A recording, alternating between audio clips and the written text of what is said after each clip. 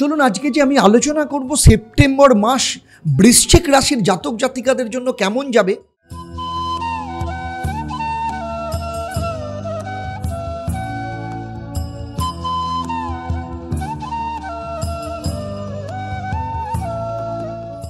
বৃশ্চিক রাশির জাতক জাতিকাদের বলছি, আপনাদের সাথে আমি কথা বলবো, কারণ আপনার ভেতরের লড়াইটা কিন্তু আমি বুঝি। আপনি কি জানেন যে বৃশ্চিক রাশি মানেই হচ্ছে নিঃশব্দ এক যুদ্ধ। লোকের সামনে ঠান্ডা মুখ, কিন্তু ভেতরে চলতে থাকে একটা বিস্ফোরণ। আর সেপ্টেম্বর মাস সেই বিস্ফোরণ আর নীরবতা, এই দুটোকেই একসাথে নিয়ে আসছে। এই মাসে আপনি অনেক কথা মুখে বলবেন না, কিন্তু মনে মনে বলবেন, ফিল করবেন যে আমাকে কি কেউ বোঝে, আমি কেমন একটা অবহেলায় পড়ে আছি, বা আমার জীবনে এত তাড়াহুড়োর মধ্যে আমি কত লড়াই করে যাচ্ছি, আমি কি কাউকে বিশ্বাস করতে পারি, আচ্ছা আমি কি নিজেকে কোথাও না কোথাও হারিয়ে ফেলছি। তো চলুন একে একে সমস্ত কথা আপনাকে বলবো, কারণ এবার সময় এসেছে আপনাকে বোঝার এবং আপনাকে ঠিক পথে চালনা করার। নমস্কার, আমি আচার্য দেবদত্ত, অ্যাস্ট্রোনমা আচার্য দেবদত্ত চ্যানেলে আপনাদের সবাইকে স্বাগত জানাই। তার আগে সবাইকে বলি, শুভ শারদীয়ার প্রীতি, শুভেচ্ছা এবং ভালোবাসা। আপনার বাড়ির বড়দের রইল আমার সশ্রদ্ধ প্রণাম, আর সমবয়সী এবং ছোটদের রইল আন্তরিক শুভেচ্ছা, ভালোবাসা, এবং দুর্গাপুজো অত্যন্ত ভালোভাবে কাটুক। চলুন আজকে যে আমি আলোচনা করব সেপ্টেম্বর মাস বৃশ্চিক রাশির জাতক জাতিকাদের জন্য কেমন যাবে। আমার এই আলোচনা আপনার কিন্তু জন্মরাশি এবং সেপ্টেম্বর মাসে গ্রহদের যে গোচর তার উপর নির্ভর করে, কারণ আপনার জন্মছক সবার থেকে কিন্তু আলাদা। সেখানে নবগ্রহের অবস্থান বলুন, দশার অবস্থান বলুন, আপনার হাত, আপনার বাস্তু, এই সমস্ত কিছুর ওপর নির্ভর করে আপনি সঠিকভাবে কতটা ফল পাবেন আর কতটা ফল পাবেন না। তাই যদি আমার আলোচনার মধ্য দিয়ে কোথাও আপনার মনে হয় যে আপনার জীবনের সাথে কোথাও না কোথাও ডিফার করছে, আমি বলবো ইমিডিয়েট আপনার জন্মছক, হাত এবং বাস্তুটাকে বিচার করিয়ে নিন, কারণ সেখানেই লুকিয়ে আছে আপনার সমস্ত প্রশ্নের উত্তর, সমস্ত ডাউট। চলুন প্রথমেই দেখে নিই, শুরু করার আগে দেখে নিই যে এই যে বৃশ্চিক রাশির ক্ষেত্রে মাসটা যে শুরু হবে, তখন নবগ্রহের অবস্থানটা ঠিক এই রকম থাকবে। আপনাদের অষ্টম স্থান মানে মিথুন রাশিতে বৃহস্পতি বসে রয়েছে, বৃহস্পতি তো এখানেই থাকবে। শুক্র আপনার নবম স্থানে, ভাগ্যস্থানে কর্কট রাশিতে থাকলেও শুক্র 15 তারিখ চলে আসছে আপনার দশম স্থানে। মঙ্গল আবার দশম স্থানেই রয়েছে, কিন্তু 13 তারিখ মঙ্গল চলে আসবে আপনার একাদশ স্থানে, মানে কন্যা রাশিতে। রবি, কেতু, বুধ একসাথে অবস্থান করছে এখানে, কিন্তু বুধ 15 তারিখে একাদশ স্থানে, আর রবি একাদশ স্থানে চলে আসবে হচ্ছে 17 তারিখ, মানে যেটা আপনার 15 তারিখের আগে আপনার দশম স্থানে বুধাদিত্য যোগ ছিল, আবার 17 তারিখের পর কিন্তু আবার বুধাদিত্য যোগ হবে। আবার রাহু বসে রয়েছে আপনার চতুর্থ স্থানে, রাহু বসে থেকে আপনার চতুর্থ স্থানে থেকে দশম স্থানকে দৃষ্টি দিচ্ছে। শনি আপনার পঞ্চম স্থানে বসে রয়েছে, শনি এখানেই থাকবে। শনি আবার মঙ্গলের সাথে দৃষ্টি বিনিময় করে এখানে কিন্তু বীজযোগ তৈরি করছে। ফলে দেখুন এই অবস্থানের জন্য শরীর এবং মন দুটোতেই চাপ বাড়বে, কিন্তু এই চাপটা আপনি ছাড়া কেউ বুঝবে না, কারণ আপনি দিনের পর দিন নিঃশব্দে কাজ করেছেন। হয়তো ঘুম কম হচ্ছে, খাওয়া দাওয়া এলোমেলো হয়ে যাচ্ছে, মাথার ভেতরে চিন্তার ঝড় উঠছে। মঙ্গল একাদশ স্থানে থাকার জন্য সোশ্যাল এবং প্রফেশনাল নেটওয়ার্ক বাড়বে ঠিকই, কিন্তু একটানা কাজ করতে করতে ক্লান্ত হয়ে যাবেন। তার উপরে বুধ এবং শুক্র আপনাকে এমন জায়গায় নিয়ে যাবে যেখানে ঘুমের মধ্যে থেকেও মাথার মধ্যে হাজারটা হিসেব চলবে। এবার আপনি বলুন, এই অবস্থায় শরীর যদি হঠাৎ করে আপনার সঙ্গ না দেয়, তখন আপনাকে কে বাঁচাবে? কিন্তু এই কথা আপনি কিন্তু কাউকেই বলেন না, নিজের মধ্যে চেপে রাখেন। আর সেই জন্য আপনাকে বলছি 21শে সেপ্টেম্বরের পর, মহালয়ার পর থেকে এবার একটু নিজেকে সময় দিন। জীবনের ব্যস্ততা একটু কমে আসবে, তখন কিন্তু আপনার দেহ এবং মন চাইবে আপনার সাথে কথা বলতে। কিন্তু প্রশ্নটা হচ্ছে, আপনি তখন আপনার শরীর এবং মনের কথা শুনবেন তো? শুনতে রাজি থাকবেন তো? আপনি আমাকে কমেন্ট করে জানান আপনার শারীরিক অবস্থা এবং আপনার মানসিক অবস্থা কোন জায়গার মধ্য দিয়ে আপনি যাচ্ছেন। চলুন এবারে কথা বলবো আপনার আর্থিক অবস্থা নিয়ে।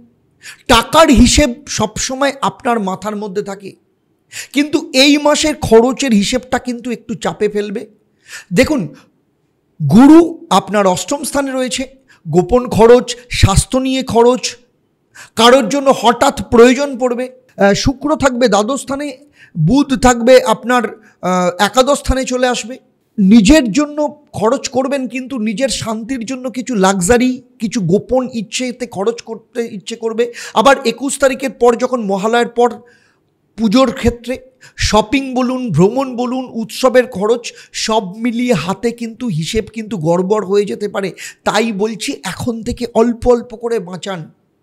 নিজের প্রয়োজন আর আবেগের মধ্যে পার্থক্যটা বুঝতে শিখুন, যেটা আপনার ক্ষেত্রে সবথেকে বড় সমস্যা। কারণ প্রত্যেক মাসের শেষে আমি জানি আপনার চাওয়া আর আপনার পকেট একে অপরকে চিনতে পারে না। চলুন এবারে কথা বলবো প্রেম নিয়ে। দেখুন, প্রেম আসে হচ্ছে পঞ্চম স্থান থেকে, আর প্রেম তো আপনার কাছে প্রায় যুদ্ধের মতো, জিতলেও কষ্ট হয়, হারলেও কষ্ট হয়। এই মাসে আপনার সম্পর্কের জায়গাটা না একটু ঘোলাটে হবে। শুক্র দশম স্থানে আসছে, রাহুর দৃষ্টি থাকবে, ফলে আপনার মনের যে অনুভূতিগুলো, যেগুলো আপনি বোঝার আগেই নিজে গিলে ফেলেছেন, হজম করে নিয়েছেন, আবার বুধ আপনার কথার মধ্যে গভীরতা বাড়াবে। কিন্তু সেই গভীরতা আসলে কেউ বুঝবে কি? যদি আপনি প্রেম করে থাকেন, তাহলে এই মাসে একটা বারবার প্রশ্ন নিজেকে করবেন, সে কি আমায় ঠিকঠাক বুঝছে? আর যদি আপনি সিঙ্গেল হন, আপনার লাইফে যদি কেউ না থাকে, তাহলে বারবার নিজেকেই প্রশ্ন করবেন, আচ্ছা এই যে ভালো থাকার মানে কি একা থাকা? আবার মহালয়ার পর থেকে পুজোর টানে মনটা একটু সংবেদনশীল হয়ে উঠবে। তখন আপনার মন চাইবে কেউ যেন আপনাকে অন্তত ছুঁয়ে একবার বলুক যে তুমি একা নও, আমি আছি তোমার সাথে। কিন্তু এই বলার মানুষটা খুঁজে পেতে আপনাকে নিজের বিশ্বাসকে শিখতে হবে। আর যদি আপনি সম্পর্কের মধ্যে থাকেন, তাহলে কিছুটা দূরে গিয়ে, সম্পর্ক থেকে একটু দূরে গিয়ে নিজেকে পরিষ্কার করুন। তাহলে দেখবেন মাসের শেষে পুজোর সময়গুলো অত্যন্ত মন খুলে হাসতে পারবেন, একে অপরের সঙ্গ দিতে পারবেন। এবারে কথা বলবো স্টুডেন্টদের ক্ষেত্রে। পঞ্চম স্থান আবার পড়াশোনাকে নির্দেশ করে।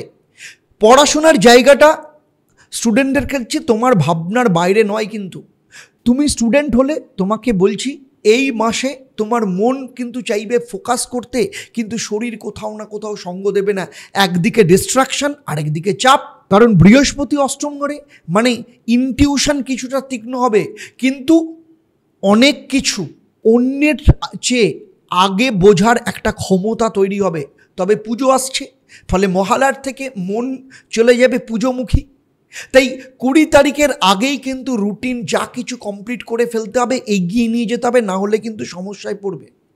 আর বৃশ্চিক রাশির মধ্যে আপনাদের ক্ষেত্রে বলছি, যারা চাকরি করেন, যারা কর্মের সাথে যুক্ত রয়েছেন, তাদেরকে বলছি এই জায়গাটা আপনাকে নিজেকে প্রমাণ রেখে যাবেন, যদি আপনি নিজের আবেগকে সামলাতে পারেন।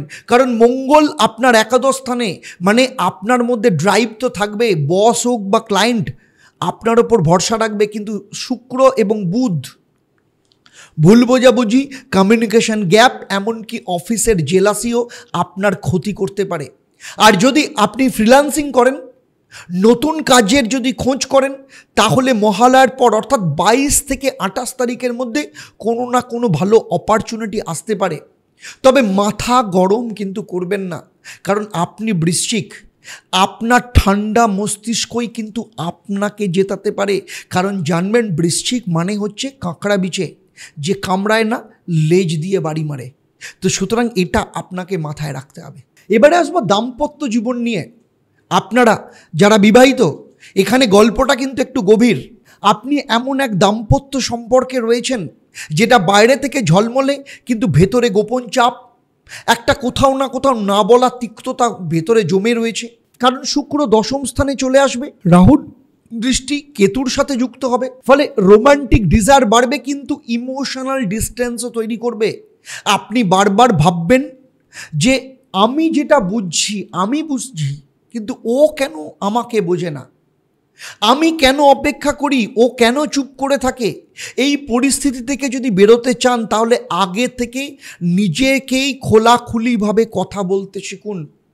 আর মহালয়ার পর যদি একে অপরকে সময় দেন তাহলে সম্পর্ককে যথেষ্ট ভালো হবে এবং মা দুর্গার এনার্জি আপনাকে স্নেহ, সহানুভূতি এবং মানসিক দিক থেকে শুদ্ধ করবে। তবে ইগোর তলায় যেন ভালোবাসা চাপা পড়ে না যায়। তেমনি সাহস করে যেমন বলতেও হবে, তেমনি সাহস করে শোনাটাও শিখতে হবে।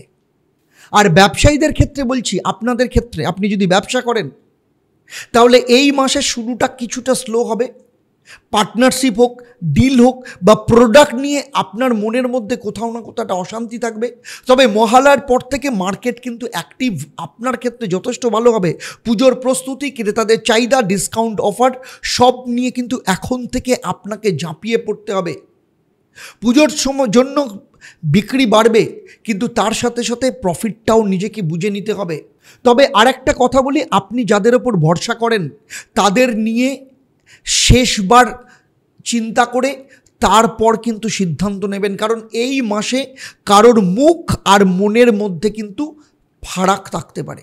সেক্ষেত্রে বলবো, আপনাদের মধ্যে যারা বিভিন্ন ক্ষেত্রে নানা রকম বাধার সম্মুখীন হচ্ছেন, যারা চাইছেন জীবনে এগোতে কিন্তু কিছুতেই বাধা কাটিয়ে উঠতে পারছেন না, বারবার বিভিন্ন ক্ষেত্রে বাধা আসছে, সেটা আপনার চাকরির ক্ষেত্রে হোক, শরীরের ক্ষেত্রে হোক, আর্থিক দিক থেকে হোক, ঋণ হোক, পড়াশোনা স্টুডেন্টদের ক্ষেত্রে হোক, দাম্পত্য জীবন, প্রেম, ব্যবসা, যে কোনো সেক্টরে আপনি চাইছেন বাধা কাটাতে, বারবার এগোচ্ছেন, পাচ্ছেন না, আপনার জন্য কিন্তু বিরাট বড় সুযোগ, সেটা হচ্ছে মহালয়ার অমাবস্যা।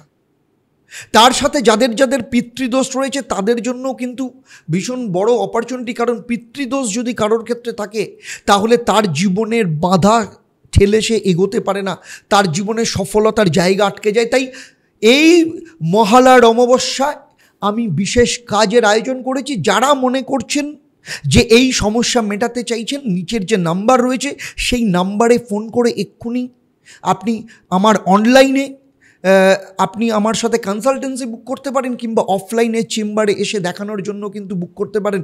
কারণ আমার কিন্তু কিছুদিন আগে একটা খুব বিটার এক্সপিরিয়েন্স হয়েছে, প্রত্যেক বছরই হয় অনেক ক্ষেত্রেই, তবে এবছরটা একটু বেশি ছিল। তার কারণ হচ্ছে কৌশী অমাবস্যা, অত্যন্ত ভালো দিন গেছে, এবারে অত্যন্ত শুভ মুহূর্ত ছিল। প্রচুর মানুষ প্রথম দিকে বুঝতে পারেননি, শেষের দিকে এসে প্রচুর কাজের চাপ পড়েছিল, যে কারণে আমি প্রচুর কাজ নিতে পারিনি। অনেককে আমাকে কিন্তু বারণ করতে হয়েছে, যেটা আমার কাছে খুব বিরক্তির জায়গা।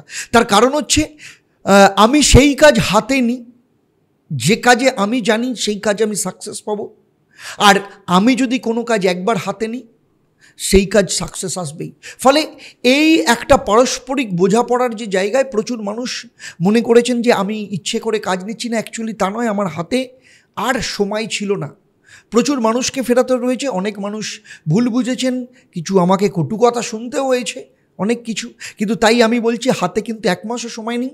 যদি আপনি আপনার জীবন নিয়ে সিরিয়াস থাকেন তাহলে এক্ষুনি ফোন করে কিন্তু বুক করতে পারেন, আমার সাথে কনসালটেন্সি চেম্বারে হোক, অনলাইনে হোক বুক করতে পারেন। কারণ মহালয়ার অমাবস্যায় যদি আপনি কাজে লাগাতে পারেন, আপনি একটা কথা আমি আপনাকে গ্যারান্টি দিয়ে বলতে পারি, আপনি যত সমস্যায় থাকুন, যে অবস্থায় পড়ে থাকুন, যত গভীরেই পড়ে থাকুন, যত গর্তেই পড়ে থাকুন, সেখান থেকে 180 ডিগ্রি ঘুরে যাবে আপনার লাইফ পজিটিভ দিকে। আর হ্যাঁ, যারা জীবনের উন্নতি চাইছেন, প্রসপারিটি চাইছেন, সাকসেস চাইছেন, যেখানে আছেন সেখান থেকে আরও 1 ধাপ 2 ধাপ আগে যেতে চাইছেন, তাদের জন্য কিন্তু মহালয়ার অমাবস্যা নয়, তাদের জন্য কিন্তু দীপান্বিতা অমাবস্যা। সুতরাং যারা জীবনে সফলতা চাইছেন, প্রসপারিটি চাইছেন, দুটোর মধ্যে ফারাক বুঝতে হবে। যাদের জীবনের বাধা আছে, যেমন ধরুন বিয়ে হচ্ছে না, বাধা আছে, কিন্তু আপনি চাকরি করছেন, আপনি রোজগার করছেন, কিন্তু সেই রোজগার বাড়াতে চাইছেন, আপনার জন্য কিন্তু দীপান্বিতা অমাবস্যা। আর আপনি চাকরি পাচ্ছেন না, বারবার চাকরিতে প্রমোশন ফেল হচ্ছে, আপনার জন্য কিন্তু এই মহালয়ার অমাবস্যা। তাহলে চলুন এবার কথা বলবো আপনার ক্ষেত্রে শুভ রং কী। সেপ্টেম্বর মাসে আপনার জন্য শুভ রং হচ্ছে গাঢ় মেরুন বা লালচে বাদামি। এই রং আপনার সাহস, আপনার মধ্যে পাওয়ার এবং আপনার মধ্যে ডিপ ড্রাইভ করতে এবং আপনার ভেতরের ফিলিংসকে বাইরে নিয়ে আসতে সাহায্য করবে। আর এই মাসে আপনার ক্ষেত্রে মহামন্ত্র হচ্ছে ওম ভূতেশ্বরায় নমঃ অন্তর্যামী শক্তিদায় নমঃ।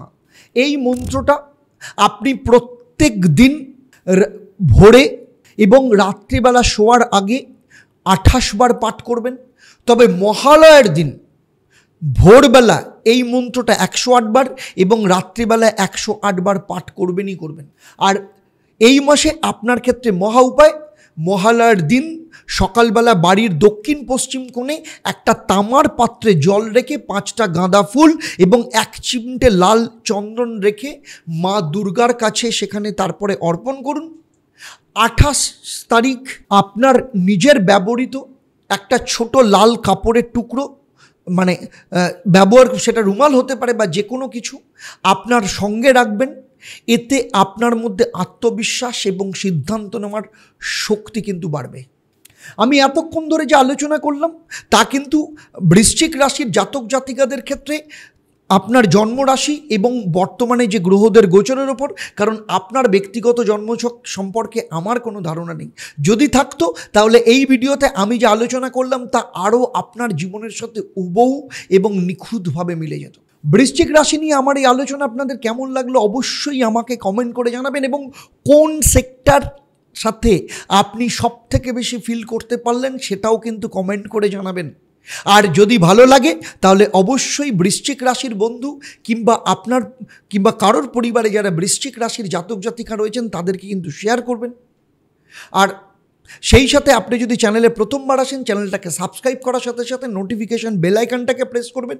আর যদি ফেসবুক পেজে দেখেন পেজটাকে লাইক এবং ফলো করতে ভুলবেন না। এবারে আসবো আমি এই পর্বের প্রশ্ন। আমি এই পর্বে উল্লেখ করেছি যারা ফ্রিল্যান্সিং করেন বা যারা চাকরি চেঞ্জ করতে চাইছেন কত তারিখ থেকে কত তারিখের মধ্যে আপনার জীবনে অপরচুনিটি আসতে পারে। আপনাদের মধ্যে যারা সঠিক উত্তর দেবেন তাদের মধ্য থেকে লাকি ড্রয়ের মাধ্যমে আমি 3 জন সঠিক উত্তরদাতাকে বেছে নিয়ে আপনাদের জন্য পুজোর ক্ষেত্রে আমার স্পেশাল গিফট থাকবে। আর আপনি লাকি ড্রয়ের বিজেতা কিনা সেটা জানতে পারবেন যেখানে আপনি আনসার দিচ্ছেন, সেখানে আমাদের তরফ থেকে আপনি যদি লাকি ড্রয়ের বিজেতা হন তাহলে জানিয়ে দেওয়া হবে।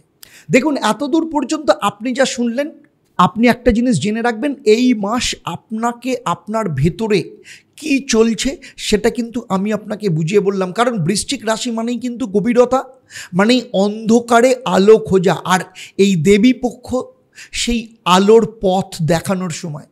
এইবার আপনি নিজেকে প্রশ্ন করুন, আপনি কমেন্ট করে জানান আপনার সঙ্গে আমি থাকব, আপনি নিজেকে নিজের পাশে থাকবেন তো? তাহলে আজকের মতো বিদায় নিচ্ছি। আবার দেখা হবে আপনাদের সাথে পরবর্তী পর্ব ধনুরাশির জাতক জাতিকাদের নিয়ে।